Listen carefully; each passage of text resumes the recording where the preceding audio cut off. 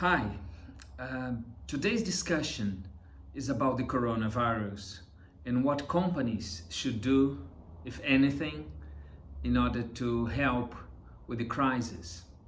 Now, before we start, it's important that we make a distinction about the coronavirus because, in fact, we don't have one crisis, but we have two crises that merge. One crisis because contention seems to be the best way of preventing the disease to spread. But also we have the second issue, which is the issue of compensation, since people will have to stop going, and in many places this has already happened. People have to stop going places because that's the best way of contention. There's the question about who is going to pay for it and for people to stay at home. Of course, when they can carry on working, it's a possibility so that they will carry on receiving whatever compensation they have for their work. But the issue of compensation is the issue about how the state, which is the most obvious choice, would be able or not to afford certain payments. So when everything seems to be about citizens and the state and companies seem to be in the middle, also as a form or as a receiver of this compensation. Now the main point is, what about big companies? What about corporate social responsibilities? Should big companies in this moment of urgency would have anything to do? Can they help?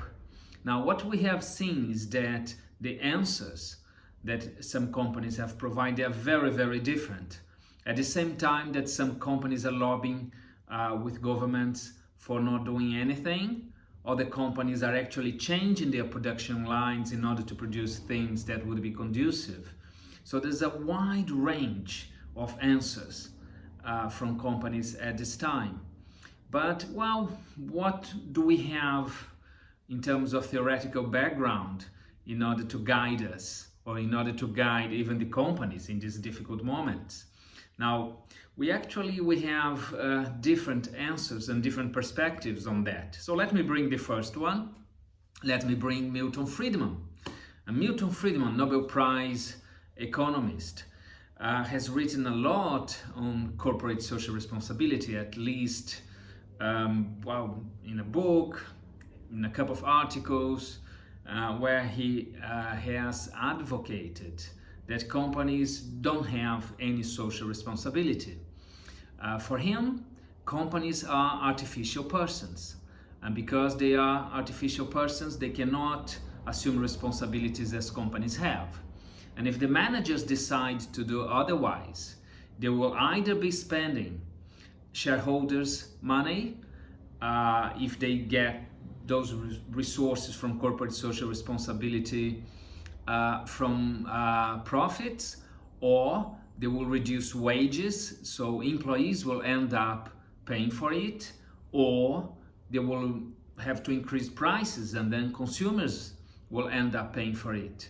So for Friedman, as soon as companies are able to generate profits for shareholders, obey the law, pay their taxes, would be up to governments to do their job.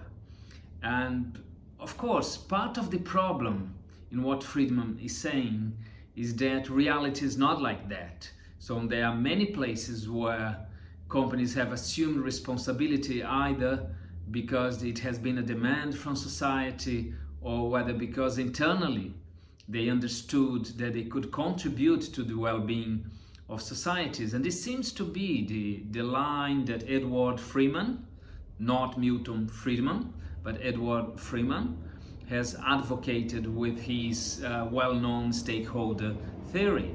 Now the argument here is very straightforward, is that part of what companies do might be influenced by and might influence as well what stakeholders do. And who are stakeholders? Anyone who will have a stake in the business that the companies would run.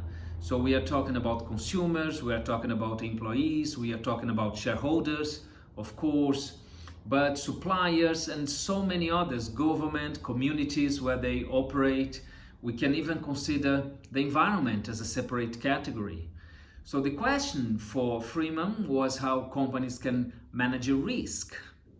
Now, in this case here, the risk right here, right now, is that some companies might be perceived as well, not responsible or not showing any solidarity, especially if they have resources, especially if they have recently earned lots of profits.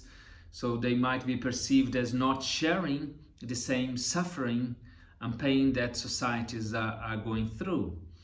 So these are two paradigms. Normally when we speak theoretically, we say, oh, Freeman thinks that companies should not bother.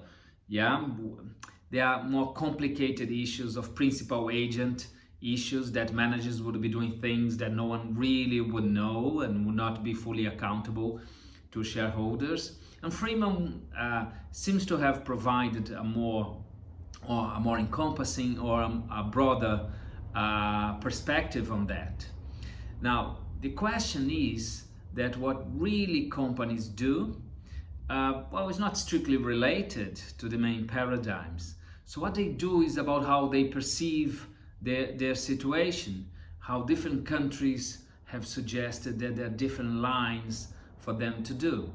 So what comes here as part of this discussion is trying to understand right here, right now, what companies do. So my request to you, so this is an exercise, so my request to you is that you have roughly, from this class to the next class to try to find out what companies have done. So recently, not simply in Spain, but you might wish to look for that in different countries, different experiences, what they have done. And if you would like to just contextualize what they are doing, that would be so much better. Yeah, so that's the introduction. That's linking the corona crisis or the coronavirus crisis with the things we have done in the past, and theoretically, and with examples. Now that should be one page, not more. And if you want to attach or to add the articles, the links to the articles, that would be nice. Yeah. Should you have any questions, please get back to me. Okay. Take care. Bye bye.